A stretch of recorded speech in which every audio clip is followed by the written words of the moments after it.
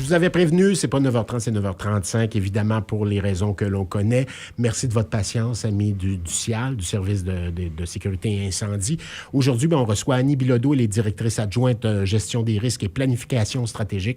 Bonjour, Annie Bilodeau. Bon matin. Et on reçoit un petit nouveau, Frédéric Monette, directeur adjoint aux opérations. D'abord, bienvenue chez nous, puis félicitations pour ce poste. Merci évidemment. Beaucoup, donc, on commence avec vous aujourd'hui. Donc, on parle de janvier, qui est le mois de sensibilisation du cancer chez les pompiers. Pourquoi c'est important d'en parler, Frédéric Monette? C'est une bonne question, parce qu'en fait, ce qu'il faut savoir, là, c'est que si on compare avec la population en général, les pompiers ont 9 plus de risques d'attraper le cancer en lien avec le métier de pompier. Ce qui est beaucoup. Ça, prenez 100 personnes, c'est 9 personnes. Exactement. Puis ce qui cause ça, c'est faisons juste regarder autour de nous, où les gens qui se trouvent en voiture actuellement, on regarde le tableau de bord, les sièges, etc. Les produits qui nous entourent sont composés énormément de matières synthétiques aujourd'hui. Donc, produits de plastique, dérivés de pétrole. Quand il y a une combustion, donc ça prend en feu, le dégagement de gaz qui se fait de fumée, c'est extrêmement toxique. Puis évidemment, les pompiers sont confrontés à ça. Là. Oui, donc les meubles aussi qui ont changé dans nos maisons, entre autres aussi, hein? Ça change l'affaire aussi. Exact. Puis pas que c'était pas toxique à l'époque, mais je veux dire, tu sais, dans le temps, les meubles étaient faits davantage de bois, de fibres naturelles, ce qui faisait que c'était autant toxique, mais moins qu'aujourd'hui. Et ça, on l'a réalisé, je vous dirais, avec les études qui ont été faites, les chimistes, les experts qui se sont impliqués dans le dossier, puis qui nous ont démontré que finalement, c'était préoccupant là, pour notre domaine. Bon, que fait le CIAL, Frédéric Monette, directeur adjoint aux opérations, pour sensibiliser les pompiers? Bien, en fait, ce qu'on a fait, c'est qu'on a mis des protocoles, des procédures en place. Puis ça fait pas tant longtemps. Moi, je vous dirais, là, je suis sorti de l'école de pompiers en 2005. Donc, ça fait une vingtaine d'années. Puis je vous dirais, ça sur quoi on mettait de l'emphase à l'époque, c'était la protection respiratoire. Ce qu'on s'est rendu compte, comme je vous disais un peu plus tôt, c'est qu'avec les études qui ont sorti, les experts qui s'y sont penchés, c'est qu'il y a une absorption cutanée qui se fait aussi. Puis l'idée, dans le fond, là-dedans, c'est que quand on va sur une scène d'incendie... pas que de l'inhalation. Non, exactement. Puis c'est beaucoup, entre autres, au niveau des parties du corps où il y a de l'humidité. Par exemple, les aisselles, les tours de bras, le cou, où on transpire énormément. Donc, ça ouvre les pores. Exactement. Puis il y a une absorption qui se fait de cette façon-là. Fait qu'on a beau porter la protection respiratoire, il y a quand même un enjeu de contamination qui va se faire de façon inévitable. Pour réduire ce risque de contamination-là, on a mis des protocoles et des procédures en place de façon paritaire avec l'APAL, qui est nos représentants des travailleurs, pour trouver les meilleures façons là, de faire. Par exemple, puis tu sais, c'est un peu une nouveauté, là, je vais donner l'exemple des policiers qui sont des partenaires à nous, qui sont souvent sur les scènes d'intervention. Ça fait à peu près, je vous dirais, là, j'arrondis, là, mais une dizaine d'années où on a mis cette nouvelle façon de faire-là en place. Puis les policiers nous disaient, mais moi, c'est quoi qui a changé dans vos incendies? Parce que là, ils voyaient les pompiers qui sortaient du secteur incendie, ils allaient se brosser. Il y a tout un nettoyage et un protocole qu'on ne faisait pas avant. Exactement. Oui. Que là, on doit faire pour tenter au maximum, comme je vous disais, de réduire cette contamination-là pour les pompiers, puis réduire le risque d'attraper une maladie occupationnelle en lien avec le métier. Donc, ce qu'on a mis en place, puis là, je ne vous défilerai pas tout le protocole, mais entre autres, les pompiers, quand ils sortent, vont devoir se brosser. Ils vont devoir enlever leur équipement d'une certaine façon pour éviter une contamination croisée. Puis, tu sais, je donne souvent l'exemple, nous, quand on va au secteur réhabilitation, là, je recule d'il n'y a pas 30 ans, là, je recule d'à peu près une dizaine d'années, où on allait au secteur de réhabilitation et on enlevait nos gants de combat, par exemple, qui est extrêmement souillé parce qu'on était dans un environnement fumé, un environnement qui est plus hostile. Puis là, on mangeait des bichons, on se léchait pratiquement les doigts. Là. Ça faisait aucun sens. Là. Ouais. Mais là, on a sensibilisé les pompiers par rapport à ça, par exemple, se mettre une paire de gants nitriles pour justement éviter cette fameuse contamination-là. Bon, vous en parlez des gants. Est-ce que l'équipement a changé, a été modifié au fil du temps? On le devine, ça aussi. Bien, en fait, c'est l'équipement de combat pas comme tel en soi. Là, on est en train de travailler justement. Là, comme je vous dis, ça fait pas 30 ans. Là, fait qu'on est en train d'étudier et de continuer à voir quelle méthode, puis aussi quel type de vêtements puis de protection on peut soit modifier ou aller en acquisition pour justement tenter de diminuer ce risque-là. Mais dans les équipements, on parle, les gants nitriles, c'est pas grand-chose, mais c'est un exemple. L'autre chose qu'on demande, c'est que, par exemple, l'hiver, quand les pompiers sortent du secteur incendie et qu'ils gardent leur équipement de combat sur eux, on va leur demander de porter un N95, donc un masque, parce qu'il y a une désorption qui se fait au niveau de l'habit de combat qui fait que, pour pas qu'ils inhalent finalement les produits contaminés que l'habit a accumulé. Exactement. Okay. Fait que, c'est toutes des petites choses qu'on a mis en place pour tenter le plus possible de réduire ça. Est-ce que les plus vieux sont moins sensibilisés, les jeunes le sont davantage parce qu'ils l'ont vu à l'école? Est-ce qu'il y a un clivage de ce côté-là? Mais c'est une bonne question. Moi, je vous disais, là, justement, quand je suis sorti de l'école, il y a 20 ans, il y avait la protection respiratoire, puis on n'en parlait pas. Là, vraiment. En fait, c'est pas qu'on n'était pas conscient de ça, c'est plus ça. Mais malgré que les jeunes le sont plus, c'est quand même difficile parce que c'est une question de confort. Puis là, je vous explique, là, c'est que sur un incendie, quand on arrive à la période de déblai, donc où on est dans les vestiges puis qu'on va aller pour les feux cachés puis tout ça, mais la partie respiratoire, l'appareil respiratoire avec la partie faciale qu'on porte, c'est inconfortable. Fait que c'est naturel. Qui parle. Exactement. Ouais. Là, c'est de marteler pour dire qu'il faut qu'on le garde le plus longtemps possible pour éviter de se contaminer davantage, puis justement de se protéger contre les maladies occupationnelles. Mais là, trompons-nous pas, là, c'est parce qu'on a beaucoup en tête l'incendie de bâtiment, mais les pompiers, dans le quotidien, sont confrontés aux différents types de fumée. Par exemple, les feux de cuisson. Puis ça, c'est le quotidien. Je vous envoie des alarmes incendie parce qu'il y a eu un feu de cuisson. Mais il y a une occurrence qui est plus élevée que le commun des mortels, puis le pompier qui rentre là. Je veux dire, faites brûler des toasts, vous, chez vous, une fois dans un mois, 6 mois, c'est une chose. Le pompier qui, à tous les jours, il est confronté, bien, il y a une occurrence supplémentaire qui fait qu'il y a plus de chances d'avoir malheureusement un cancer. On va en parler un petit peu plus loin, là, mais... Fait que, pour répondre à votre question, c'est est-ce que je vous dirais que les jeunes ont été sensibilisés plus vite, mais on est tous un peu à la même place. C'est pas que les gens n'y croient pas, c'est plus la question de confort, puis c'est des tâches de plus. Je vous dirais, quand j'allais au feu, il y a 15 ans, c'était pas trop compliqué. Là. Tu retournais dans le véhicule, tu retournais à la caserne, tu laissais ton stock là, tu allais faire tes affaires, c'était fini. Là, tu reviens d'un incendie, ben, tu en as peut-être pour 1 heure et demie à te décontaminer. Il y a bien exactement. des étapes, là, je le vois ici sur le documentaire. Ben oui, tu sais, là, je vous ai parlé un peu sur la scène, mais effectivement, au retour en caserne, on veut privilégier une douche très rapidement parce que justement, c'est prouvé selon les études que plus rapidement tu prends ta douche, ben, tu enlèves la contamination. Tu sais, je vous parlais tantôt de la peau, qui a une accumulation. C'est une douche tout à fait normale avec de l'eau. Exactement. Est-ce qu'il y a des savons spéciaux? Non, il n'y a pas nécessairement de savons spéciaux. C'est juste qu'on demande aux pompiers d'aller prendre le douche le plus rapidement possible, mais surtout de changer, par exemple, les vêtements d'uniforme qu'il y avait sur eux, en dessous de l'habit de combat, ben, d'en mettre des nouveaux. De ne pas sous-estimer ça. Exactement. Ouais. Puis comme je vous dis, l'idée, dans le fond, je reviens, c'est de laisser la contamination sur les lieux de l'intervention autant que faire ça. Bon. Êtes-vous inquiet? Vous avez combattu, puis vous aussi, Mme Monette, là, vous avez combattu des incendies. Êtes-vous inquiet? Est-ce que vous y pensez à ça? Peut-être je me suis mis en danger à certaines reprises. Bien, c'est une bonne question parce que... Puis justement, tu sais, je savais que j'avais cette entrevue-là ce matin. Puis moi, mon père, il a 40 ans dans le métier, il est retraité aujourd'hui. Puis il a été diagnostiqué d'un cancer de l'œsophage il y a 1 an à peu près jour pour jour. Là.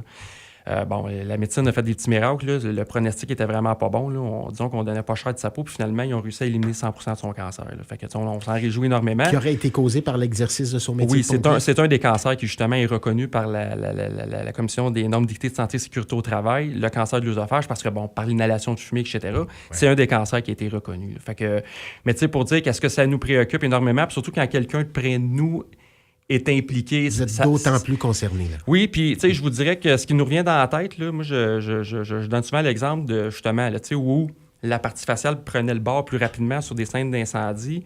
Combien de fois, puis les pompiers qui vont écouter vont comprendre ce que je veux dire, qu'on est revenu d'un incendie puis que tu mouches noir pendant 3 jours, là, c'est parce que tu en as respiré de la cochonnerie. Là. Fait que c'est pour ça que c'est important d'être sensibilisé davantage. Donc, vous n'êtes pas sans y penser un et l'autre, j'imagine. Non, exactement. Combien de cas ici au Cial? Est-ce que vous êtes en mesure de le dire? S'il y a des cas de cancer ici au Cial? On a, en fait, de ce qu'on sait, dans nos membres retraités, on a 8 pompiers qui ont vu leur cancer reconnu comme maladie occupationnelle. C'est ce qui est quand même énorme. Puis à l'interne, au niveau des pompiers actifs, on en a 2, dont un qui est en attente d'acceptation, puis un autre qui a été reconnu. Puis c'est pas un vieux pompier, c'est un pompier dans le début quarantaine. Qui, on ne saura jamais à 100% si vraiment le cancer a été causé par des facteurs, métier. c'est plurifactoriel. Il y a des faiblesses, il y a toute la génétique puis l'hérédité, mais il y a l'exercice d'un métier aussi. Exact, puis il y a une présomption qui est mise. Puis tu sais, quand ça a commencé, quand la CNSST a reconnu des cancers, il n'y en avait pas 15. Là, on est rendu à 15. 15 cancers reconnus. C'est une bonne nouvelle, mais en même temps, c'est troublant parce qu'on se dit, plus ils en reconnaissent, mais plus parce qu'ils déterminent que ça en crée plusieurs. Statistiquement parlant, partout dans le monde, on est en mesure de répertorier. Tu dis, tiens, un nouveau qui vient d'apparaître, il y a une occurrence. Oui, exact. Ouais. Puis là, on a un peu, je pense, les répercussions du temps, c'est-à-dire que là, justement, les pompiers qui sortent à la retraite actuellement, qui ont fait 30-40 ans dans le domaine, mais comme je vous dis, dans le temps, là, on recule des appareils respiratoires, même pour la protection respiratoire, il n'y en avait même pas pour tout le monde sur une scène d'incendie. Puis même, c'était vu un peu comme, là, je recule de plusieurs années. Comme une faiblesse. Ben exactement, tu portais l'appareil respiratoire. Un feu de véhicule, là, on ne portait pas d'appareil respiratoire pour ça dans le temps, mais s'il y a bien quelque chose qui est toxique, c'est bien un feu de véhicule. Donc, vous l'avez dit, le plastique au départ, mais tout ce qui est là aussi, l'essence aussi. Exactement. Dans les cancers qui sont... Une espèce d'invincibilité qu'on qu'on oui, a parce tous que, et toutes, je pense. Ben, comme je vous dis, ou pas. on n'était juste pas conscients de ça. Fait qu'aujourd'hui, là, dans les 15 cancers qui sont reconnus, je ne les nommerai pas tous, là, mais à titre d'exemple, le cancer des poumons, évidemment, là, qui fait partie de la liste, cancer de la peau, la prostate, le larynx, l'œsophage, tout ce qui est relié au système respiratoire, évidemment, cancer du cerveau, etc., là, qui font partie de la liste. Là. Fait que c'est assez... Puis l'autre chose aussi qu'on adresse actuellement, il y a aussi tous les enjeux auditifs au niveau des pompiers, parce qu'on est dans le quotidien confronté à des bruits extrêmes, là, que ce soit pour l'alarme incendie, par exemple, quand on répond dans un bâtiment. C'est le commun des mortels, encore là, une alarme incendie, tu en es témoin une fois peut-être dans une année, c'est strident. Dans une école, par exemple, un exercice d'évacuation, mais nous, c'est notre quotidien. Puis aller sur les lieux d'un incendie aussi, je présume que ça doit être...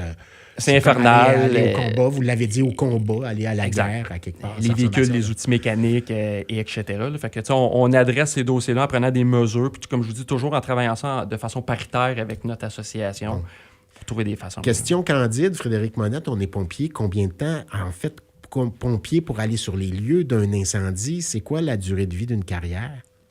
Bien, ça dépend toujours des... c'est un 30 ans normalement, là, avec les conventions donc, 30 collectives. 30 ans aller sur les lieux d'un incendie. C'est beaucoup quand même. Si on est encore sur le terrain, là, ça fait potentiellement de 30 ans aller au combat. Fait que je vous dirais que...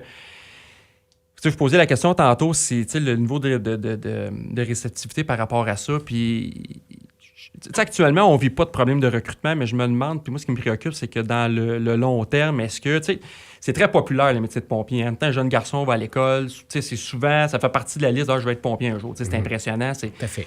Ce qui me préoccupe, moi, un peu, c'est que justement, à la lumière des données qui sortent, puis qu'on reconnaît autant de cancers que ça, est-ce que ça va freiner des gens peut-être dans le temps de dire, ouais, là...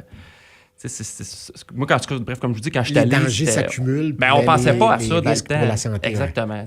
Fait que c'est une autre préoccupation. Sans compter les blessures, etc. Tout à fait. Il y a tout ça à considérer aussi. On en reparlera à un autre moment donné. Mais c'est un bon point. Peut-être que je terminerai là-dessus, c'est que vous parlez justement des blessures. C'est parce que ce qui arrive avec la contamination et les risques d'avoir un cancer en lien avec le métier, c'est que c'est un peu pernicieux et c'est pas tangible. C'est un pompier qui va sur une scène d'incendie puis qui a un risque d'effondrement. Puis là, on le voit, on est capable de l'anticiper. Tu peux... Tandis que le cancer, c'est un peu... Tu sais pas quand est-ce que tu vas l'avoir. Puis c'est pas... On parle de 30 ans, mais ce que les études nous ont démontré, c'est que c'est pas nécessairement le temps d'exposition. Ça peut être seulement qu'une fois que tu vas aller dans un incendie puis que, tu vas attraper la molécule parce que, par exemple, tu avais une irritation au niveau de l'œsophage. Je dis l'œsophage, mais puis que là, une molécule peut rentrer puis tu vas attraper le cancer. Fait que c'est ça qui est un peu plus particulier dans ce spectre-là. Voilà. Merci infiniment, Frédéric Monette, directeur adjoint aux opérations. Je vous garde dans les prochaines minutes. On s'entretient avec Annie Bilodeau, directrice adjointe gestion des risques et planification stratégique. On parle d'incendies dans des lieux publics, entre autres. C'est ce dont on va parler. On prend une petite pause, puis on vous revient autour de 9h50. Vous êtes à l'Affaire et Publique, tiens. De retour à l'Affaire et Publique avec Charles Gaudreault. Toujours, on va conclure évidemment, toujours donc cette chronique du service de sécurité incendie de l'agglomération de Longueuil. Annie Bilodeau, on est avec elle, elle est directrice adjointe gestion des risques et planification stratégique.